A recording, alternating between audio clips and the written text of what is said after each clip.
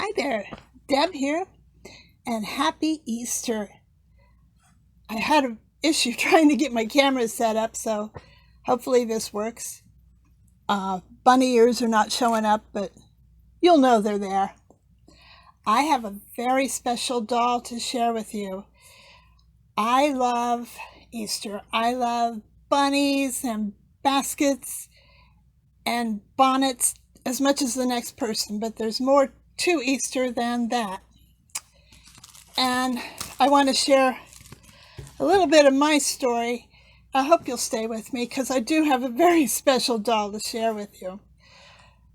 Easter is very special to me because I am a Christian, and I wanted to tell you about that, but don't worry, it's not a long drawn out sermon or anything. Before I start, I want to acknowledge that I respect people of any religion, no religion, any lifestyle.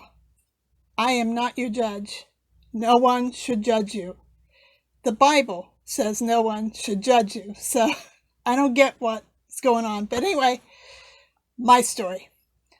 I was raised in a Christian home, which helped me a lot. My parents not only took us to church, they went to church with us. They were the same people at home as they were in church. I had a nice foundation, and Jesus was not a stranger to me when I was a child.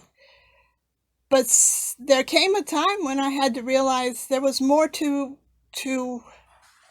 heaven than just being a good person. So, and I was listening to a preacher, and he said, hey, if you're counting on being good enough to go to heaven, forget that, because God's example of good is Jesus. If you're not as good as Jesus, that's not going to cut it. That got my attention. So I started examining and praying, and I realized that I needed Jesus to be personal to me. And I can't explain, I don't explain things I don't understand, because it just always ends up a mess. But anyway, God is perfect, and in order to be in his presence, you can't have sin. Well, none of us can pull that off, right? That's where Jesus comes in. He is perfect. He lived a perfect life.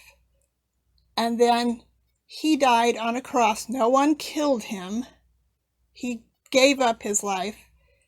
So for some reason, God just needs sacrifice in order to wipe away sin. That's part of the part I don't completely understand. He needs that in order to look on us. He needs us to be sinless. Jesus is the go-between. He said, I am sinless. I give up my life. When you look at Debbie, you look at me. So the whole part of being born again, which has become a political phrase, not a real religious phrase, but it is something that happens when you become a Christian. You say, hey, I'm taking what Jesus did for me, and I'm accepting that. I'll take that, what he was willing to do for me, and be right with God. So here's the problem with Christians like me, is God had Jesus to walk on the earth and teach people about his character, about how much he loves us and how much he wants us to love each other. God had Jesus. Jesus has us. We're not great examples of the love of Jesus. So it's really up to each individual to learn about him. If you want to, get a Bible, read the red stuff. That's Jesus' words. And you'll learn about him, and you'll love him, I think. But again, everybody has their own faith system or none, and that's up to you. That's between you and God. Okay? That's my story. And now we're going to talk about a very special doll. I hope you stay tuned. Hi, and here she is, my Easter doll. What? You don't think she looks like an Easter doll? You like her Chatty Cathy dress? She's not Chatty Cathy either. What makes this doll special is coming up. Let's see. And there she is. She has Jesus in her heart. Isn't that precious? I've never seen this doll before. I got her on eBay. If any of you know anything about her, I'd sure like to know. She's an adorable little baby doll, but that's what got me. You're not really seeing the image that well. I'll put a still picture at the end.